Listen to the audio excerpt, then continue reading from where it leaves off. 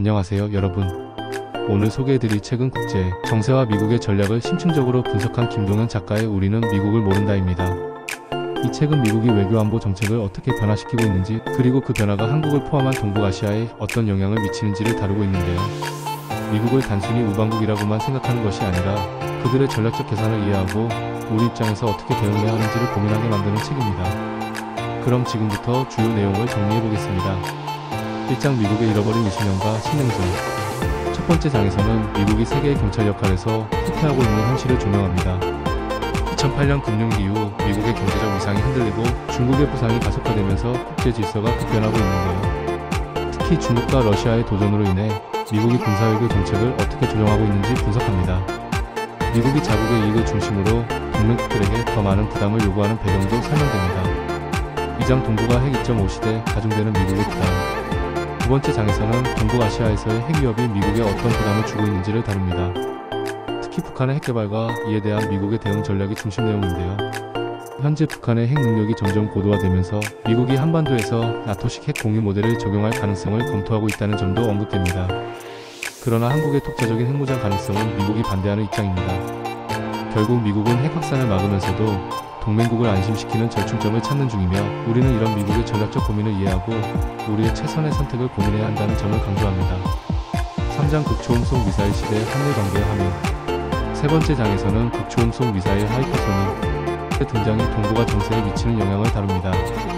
이 신무기의 등장은 한반도와 일본의 방위 전략을 새롭게 설계해야 한다는 과제를 던지고 있는데요. 극초음속 미사일은 기존 미사일 방어 체계를 무력화할 가능성이 있기 때문에 미국이 동북아에서 어떻게 새로운 방어 전략을 구축하려 하는지가 주요 논점입니다. 또한 한일 관계와 군사 협력이 미국의 인도태평양 전략에서 어떤 역할을 하는지도 분석됩니다. 4장 우크라이나, 타이완 그리고 한반도. 네 번째 장에서는 우크라이나 전쟁과 타이완 문제, 그리고 한반도의 지정학적 위치를 연계해서 살펴봅니다. 우크라이나 전쟁을 통해 미국이 러시아를 견제하는 방식을 분석하고 타이완을 둘러싼 미중 갈등이 어떻게 전개되고 있는지 설명합니다. 특히 한반도가 이 두 가지 사안과 연결되면서 미국의 전략적 고려 사항이 어떻게 달라지는지를 짚어봅니다. 미국은 한반도에서 전쟁이 일어나는 것을 원하지 않지만, 만약 타이완과 관련된 미중 갈등이 커질 경우 한국에게 더욱 강력한 동맹 역할을 요구할 가능성이 크다는 점이 강조됩니다.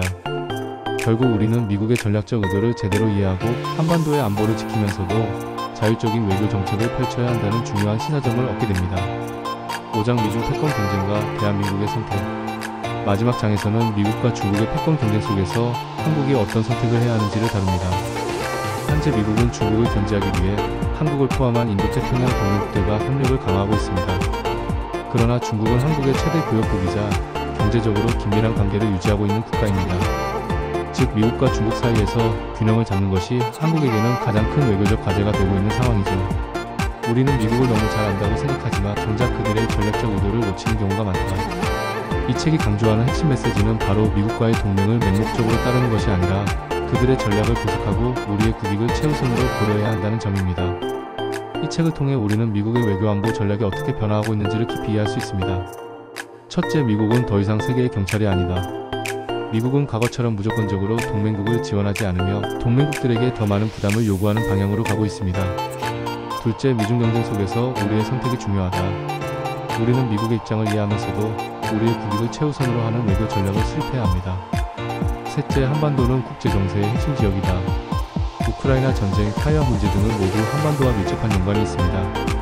우리는 미국의 전략을 면밀히 분석하고 한반도의 평화를 지키기 위한 주체적인 판단을 내려야 합니다. 이 책은 단순히 미국을 비판하는 것이 아니라 미국을 보다 객관적으로 이해하고 우리가 어떤 전략을 가져야 할지 고민하게 만드는 책입니다. 여러분도 이 책을 읽고 국제 정세에 대한 통찰력을 키워보시는 건 어떨까요?